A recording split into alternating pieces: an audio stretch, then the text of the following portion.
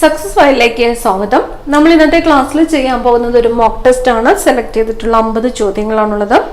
മുഴുവൻ ക്വസ്റ്റ്യൻസും അറ്റൻഡ് ചെയ്യാനായിട്ട് ശ്രദ്ധിക്കുക. സ്റ്റാർട്ട് ചെയ്യാം. ആദ്യത്തെ ചോദ്യം, സ്കൂളുകളിൽ ഇരുമ്പടങ്ങിയ ഗുളികകൾ വിതരണം ചെയ്യുന്ന പദ്ധതി.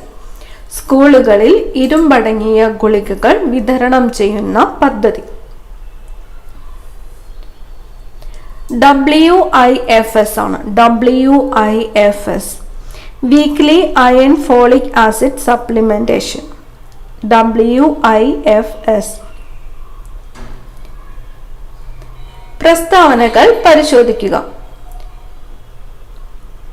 ഇന്ത്യയിൽ പേപ്പർ ഉൽപാദനത്തിൽ മുന്നിൽ നിൽക്കുന്ന സംസ്ഥാനമാണ് മഹാരാഷ്ട്ര. ഉത്തർപ്രദേശാണ് ഇന്ത്യയിൽ ഏറ്റവും കൂടുതൽ പേപ്പർ മില്ലുകളുള്ള സംസ്ഥാനം. ശരിയായിട്ടുള്ള പ്രസ്താവനകളാണ്. ഓപ്ഷൻ സി ആണ് ഉത്തരം വരുന്നത്. 1ഉം 2ഉം ശരിയാണ്. ഇന്ത്യയിൽ പേപ്പർ ഉൽപാദനത്തിൽ മുന്നിൽ നിൽക്കുന്ന സംസ്ഥാനമാണ് മഹാരാഷ്ട്ര. ഉത്തർപ്രദേശാണ് ഇന്ത്യയിൽ ഏറ്റവും കൂടുതൽ പേപ്പർ മില്ലുകളുള്ള സംസ്ഥാനം. അടുത്ത ചോദ്യം, ബേലൂർ മഠം ആസ്ഥാനമായി പ്രവർത്തിക്കുന്ന സംഘടന. ബേലൂർ മഠം ആസ്ഥാനമായിട്ട് പ്രവർത്തിക്കുന്ന സംഘടന.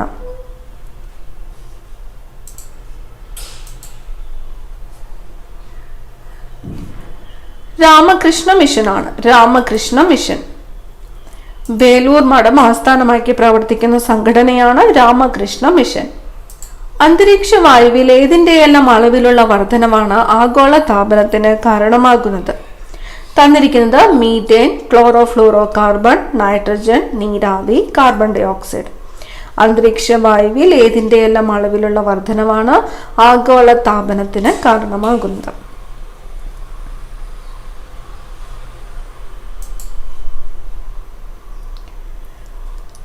ഓപ്ഷൻ ബി ആണ് ഉത്തരം. 1, 2, 4, 5.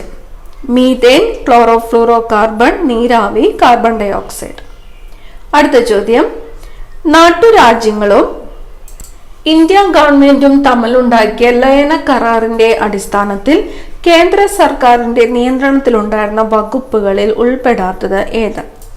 നാട്ടുരാജ്യങ്ങളും ഇന്ത്യ ഗവൺമെന്റും തമ്മിലുണ്ടാക്കിയ ലയന കരാറിന്റെ അടിസ്ഥാനത്തിൽ കേന്ദ്ര സർക്കാരിന്റെ നിയന്ത്രണത്തിലുണ്ടായിരുന്ന വകുപ്പുകളിൽ ഉൾപ്പെടാത്തത്? ഓപ്ഷൻ ബി ആണ് ഉത്തരം. ധനകാര്യമാണ്. ധനകാര്യം. സംസ്ഥാന ലിസ്റ്റിൽ പെടുന്നവ. തന്നിരിക്കുന്നത് റെയിൽവേ, കമ്പിത്തപാൽ, പോലീസ്, വാർത്താവിനിമയം. സംസ്ഥാന ലിസ്റ്റിൽ പെടുന്നത് പോലീസ് ആണ്. പോലീസ്. അടുത്ത ചോദ്യം, ഉചിതമായ രീതിയിൽ ക്രമീകരിക്കുക. Mesosphere, thermosphere, stratosphere, troposphere.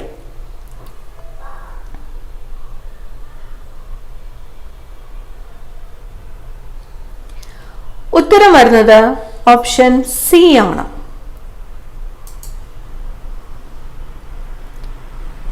Mesosphere. ഉൽക്കകൾ കത്തുന്നു. ഉൽക്കകൾ കത്തുന്നത് എവിടെ വെച്ചാണ്? മീസോസ്ഫിയറിലാണ്. തെർമോസ്ഫിയർ. ഉയരം തോറും താപം ഗണ്യമായിട്ട് വർദ്ധിക്കുന്നു. സ്ട്രാറ്റോസ്ഫിയർ. വായു അറകളുടെ അസാന്നിധ്യം. ട്രോപ്പോസ്ഫിയർ. അന്തരീക്ഷ പ്രതിഭാസങ്ങൾ രൂപം കൊള്ളുന്നു. ഓപ്ഷൻ സി ആണ് ഉത്തരം. ഒന്നും കൂടി നോക്കാം. മീസോസ്ഫിയർ, ഉൽക്കകൾ കത്തുന്നു. തെർമോസ്ഫിയർ, ഉയരം തോറും താപം ഗണ്യമായി വർദ്ധിക്കുന്നു. സ്ട്രാറ്റോസ്ഫിയർ, വായു അറകളുടെ അസാന്നിധ്യം. ട്രോപ്പോസ്ഫിയർ, അന്തരീക്ഷ പ്രതിഭാസങ്ങൾ രൂപം കൊള്ളുന്നു. പ്രസിഡന്റിന് സത്യവാചകം ചൊല്ലിക്കൊടുക്കുന്നത്. പ്രസിഡന്റിന് സത്യവാചകം ചൊല്ലിക്കൊടുക്കുന്നത് ചീഫ് ജസ്റ്റിസ് ആണ്. പ്രസിഡന്റിന് സത്യവാചകം ചൊല്ലിക്കൊടുക്കുന്നത് ചീഫ് ജസ്റ്റിസ്. താഴെ പറയുന്നവയിൽ റിസർവ് ബാങ്കിന്റെ പ്രവർത്തനങ്ങളിൽ ഉൾപ്പെടുന്നത് ഏതൊക്കെ? റിസർവ് ബാങ്കിന്റെ പ്രവർത്തനങ്ങളിൽ ഉൾപ്പെടുന്നത് തന്നിരിക്കുന്നത് നോട്ട് അടിച്ചിറക്കൽ, വായ്പ നിയന്ത്രിക്കൽ, സർക്കാരിന്റെ ബാങ്കായി പ്രവർത്തിക്കുന്നു, ബാങ്കുകളുടെ ബാങ്കായിട്ട് പ്രവർത്തിക്കുന്നു. ഉത്തരം വരുന്നത് ഓപ്ഷൻ ഡി ആണ്. 1, 2, 3, 4. 4 സ്റ്റേറ്റ്മെന്റും ശരിയാണ്. നോട്ട് അടിച്ചിറക്കൽ ശരിയാണ്. വായ്പ നിയന്ത്രിക്കൽ ശരിയാണ്. സർക്കാരിന്റെ ബാങ്കായിട്ട് പ്രവർത്തിക്കുന്നത് ശരിയാണ്. ബാങ്കുകളുടെ ബാങ്ക് റിസർവ് ബാങ്ക് ആണ്. അടുത്ത ചോദ്യം, മസൂലിപട്ടണം ഇപ്പോൾ ഏത് സംസ്ഥാനത്താണ്? മസൂലിപട്ടണം ഇപ്പോൾ ഏത് സംസ്ഥാനത്താണ്? ആന്ധ്രാപ്രദേശിലാണ്. മസൂലിപട്ടണം ഇപ്പോൾ ഏത് സംസ്ഥാനത്താണ്? ആന്ധ്രാപ്രദേശ്. അടുത്ത ചോദ്യം, താഴെ തന്നിരിക്കുന്ന സൂചനകളിൽ നിന്ന് ഭരണഘടനയിലെ ഏത് ഭാഗമാണെന്ന് കണ്ടെത്തുക. തന്നിരിക്കുന്നത് സരൺ സിംഗ് കമ്മിറ്റിയുടെ നിർദ്ദേശപ്രകാരം ഭരണഘടനയിൽ കൂട്ടിച്ചേർത്തു. കോടതിയിലൂടെ സ്ഥാപിച്ചെടുക്കാൻ കഴിയില്ല. അനുച്ഛേദം 51A ഉൾപ്പെടുന്നു. തന്നിരിക്കുന്നത് ആമുഖം, നിർദ്ദേശക തത്വങ്ങൾ, മൗലിക കടമകൾ, മൗലികാവകാശം എന്നിവയാണ്. പ്രസ്താവനകൾ എന്തൊക്കെയാണ്? സരൺ സിംഗ് കമ്മിറ്റിയുടെ നിർദ്ദേശപ്രകാരം ഭരണഘടനയിൽ കൂട്ടിച്ചേർത്തു.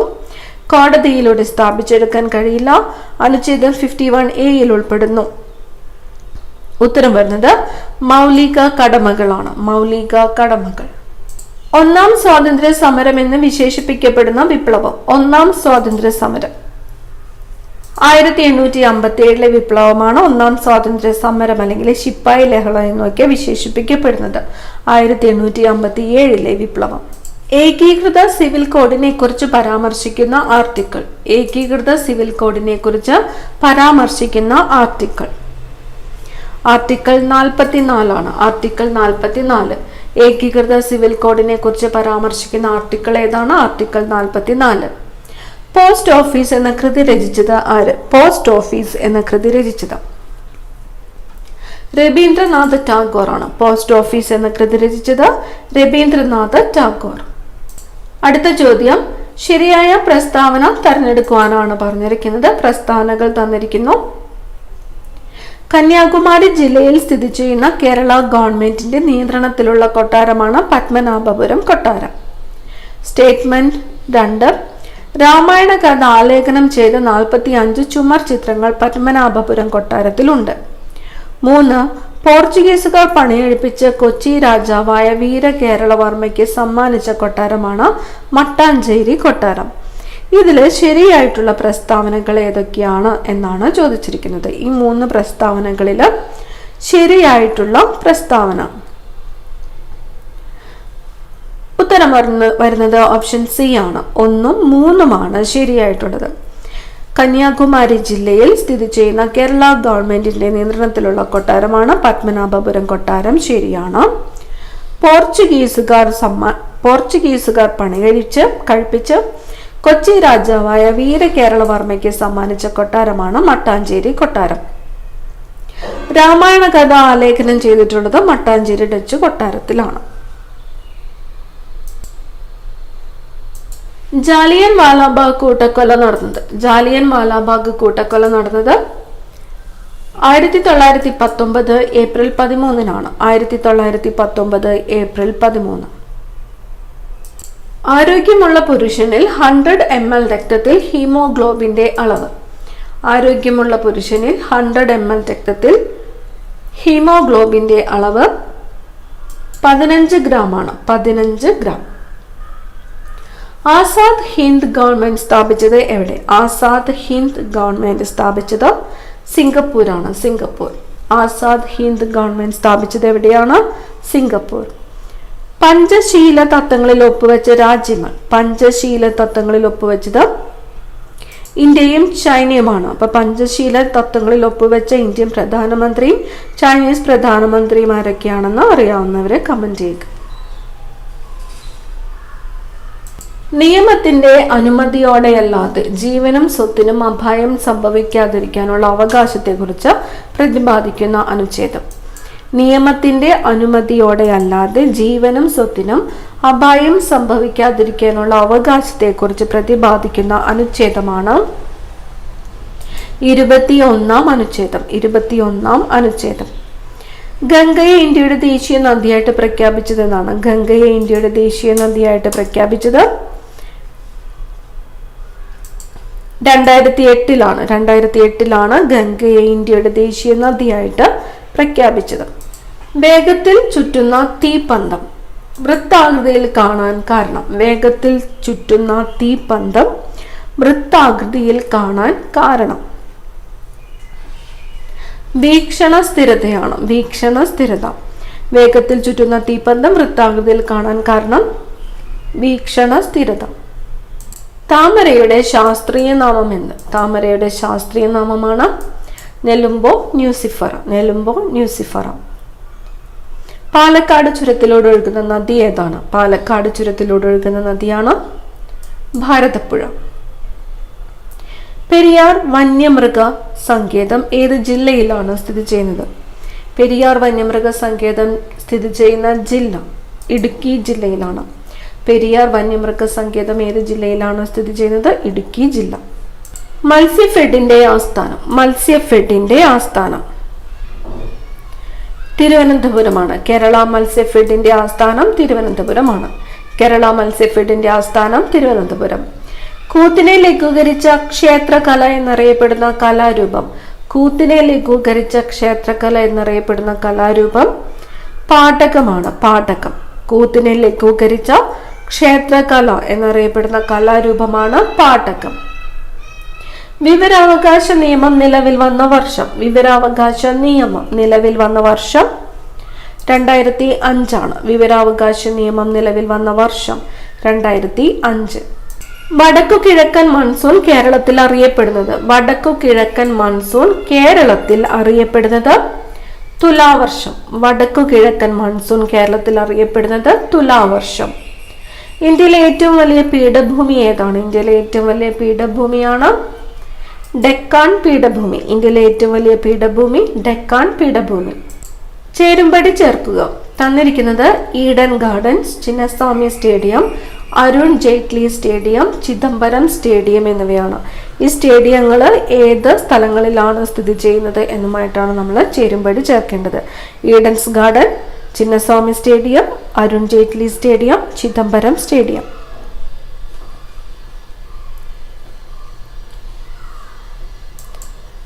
ഉത്തരം വരുന്നത് ഓപ്ഷൻ എ ആണ്. Option A. ഈഡൻ ഗാർഡൻ എവിടെയാണ്? കൊൽക്കത്തയിലാണ്. ഈഡൻ ഗാർഡൻസ് സ്ഥിതി ചെയ്യുന്നത് കൊൽക്കത്ത. ചിന്നസ്വാമി സ്റ്റേഡിയം എവിടെയാണ്? ബംഗളൂരു ആണ്. ചിന്നസ്വാമി സ്റ്റേഡിയം ബംഗളൂരു. അരുൺ ജെയ്റ്റ്ലി സ്റ്റേഡിയം ഡൽഹിയിലാണ്. Arun Jaitley stadium Delhi. Chidambaram stadium Chennai. Chidambaram stadium Chennai. Eden gardens Kolkata, Chinnaswamy stadium Bengaluru, Arun Jaitley stadium Delhi, Chidambaram stadium Chennai. അടുത്ത ചോദ്യം, ക്യൂണിഫോം ലിപി. ക്യൂണിഫോം ലിപി ഏത് സംസ്കാരവുമായിട്ടാണ് ബന്ധപ്പെട്ടിരിക്കുന്നത്? ക്യൂണിഫോം ലിപി മെസപ്പൊട്ടേമിയൻ സംസ്കാരമാണ്. ക്യൂണിഫോം ലിപി മെസപ്പൊട്ടേമിയൻ സംസ്കാരം. തീരപ്രദേശത്തെ മുഖ്യ കൃഷി ഏതാണ്? തീരപ്രദേശത്തെ മുഖ്യ കൃഷി നെല്ലാണ്. തീരപ്രദേശത്തെ മുഖ്യ കൃഷി നെല്ല്. ലോകത്തിലെ ഏറ്റവും കൂടുതൽ മഴ ലഭിക്കുന്ന സ്ഥലം മോസിൻഡ്രം ആണ്. മോസിൻഡ്രം സ്ഥിതി ചെയ്യുന്ന സംസ്ഥാനം ഏതാണ്? കമന്റ് ചെയ്യുക. ലോകത്തിലെ ഏറ്റവും കൂടുതൽ മഴ ലഭിക്കുന്ന സ്ഥലം ഏതാണ്? മോസിൻഡ്രം. ശരിയായ ജോഡികൾ ഏതൊക്കെയാണ്? തന്നിരിക്കുന്നത് ആനക്കാരൻ, കാരൂർ നീലകണ്ഠപിള്ള, ആത്മാവിൽ ഒരു ചിത വയലാർ രാമവർമ്മ, ഫ്ലാറ്റിലെ ഓണം നെടുമുടി ഹരികുമാർ, ഹിമവാന്റെ മുകൾ തട്ടിൽ രാജൻ കാക്കനാടൻ. ശരിയായിട്ടുള്ള ജോഡികളാണ് ചോദിച്ചിരിക്കുന്നത്.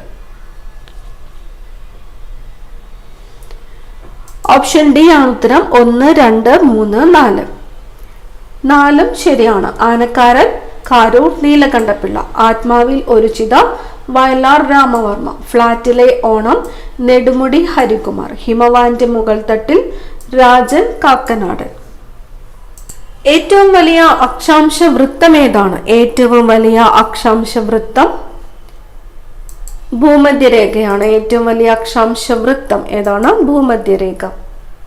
അശോക് മേത്ത കമ്മിറ്റിയുമായിട്ട് ബന്ധപ്പെട്ടത്. അശോക് മേത്ത കമ്മിറ്റിയുമായിട്ട് ബന്ധപ്പെട്ടത് പഞ്ചായത്തി രാജ് ആണ്. പഞ്ചായത്തി രാജ്. അശോക് മേത്ത കമ്മിറ്റിയുമായിട്ട് ബന്ധപ്പെട്ടത് Panchayati Raj.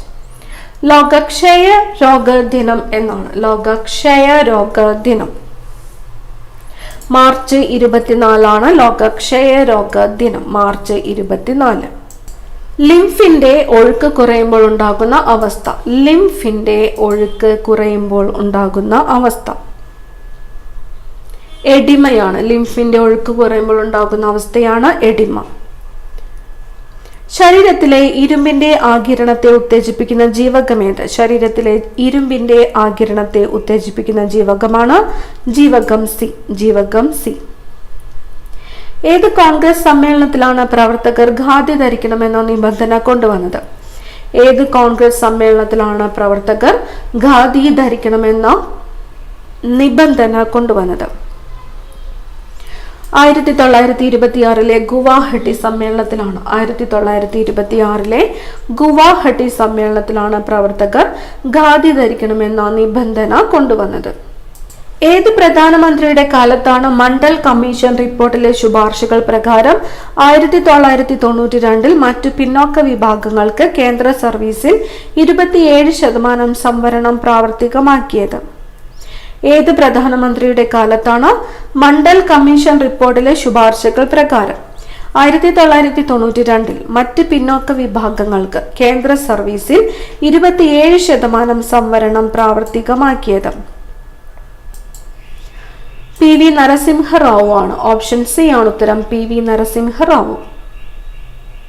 Reserve bank of India പ്രവർത്തനം ആരംഭിച്ച വർഷം? റിസർവ് ബാങ്ക് ഓഫ് ഇന്ത്യ പ്രവർത്തനം ആരംഭിച്ച വർഷം 1935 ആണ്. 1935. കേരളത്തിലെ ആദ്യത്തെ ഗവർണർ? കേരളത്തിലെ ആദ്യത്തെ ഗവർണർ ബി രാമകൃഷ്ണ റാവു ആണ്. ബി രാമകൃഷ്ണ റാവു. കേരളത്തിലെ ആദ്യത്തെ ഗവർണർ ബി രാമകൃഷ്ണ റാവു.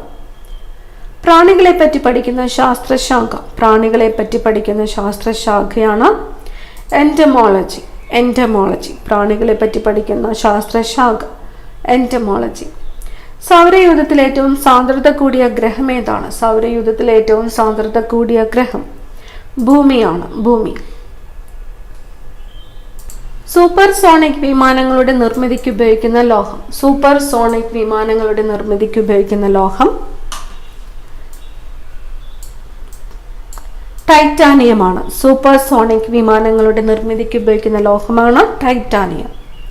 ഇന്ത്യയുടെ വിസ്തീർണം മില്യൺ ചതുരശ്ര കിലോമീറ്ററിൽ? ഇന്ത്യയുടെ വിസ്തീർണം മില്യൺ ചതുരശ്ര കിലോമീറ്ററിൽ 3.28 ആണ്. 3.28 മില്യൺ ചതുരശ്ര കിലോമീറ്റർ ആണ് ഇന്ത്യയുടെ വിസ്തീർണം. അറേബ്യ ടെറ എന്ന ഗർത്തം എവിടെ കാണപ്പെടുന്നു? അറേബ്യൻ ടെറ എന്ന ഗർത്തം കാണപ്പെടുന്നത് ചൊവ്വയിലാണ്. ചൊവ്വ. അവസാനത്തെ ചോദ്യം. സന്ദേശ് എന്ന പേരിൽ മാസിക നടത്തിയിരുന്ന ഈ പ്രതിഭ മറ്റൊരു മേഖലയിലാണ് തന്റെ കഴിവ് പ്രകടിപ്പിച്ചത്? സന്ദേശ് എന്ന പേരിൽ മാസിക നടത്തിയിരുന്ന പ്രതിഭ ആരാണ്? സത്യജിത് റേ ആണ്. സത്യജിത് റേ. ഇത്രയും ക്വസ്റ്റ്യൻസ് ആണ്. ഈ 50 ചോദ്യങ്ങളിൽ നിങ്ങൾക്ക് എത്ര മാർക്ക് സ്കോർ ചെയ്യാൻ പറ്റിയെന്ന് കമന്റ് ചെയ്യാനായിട്ട് മറക്കരുത്. അടുത്ത ക്ലാസ്സിൽ കാണാം. Thank you.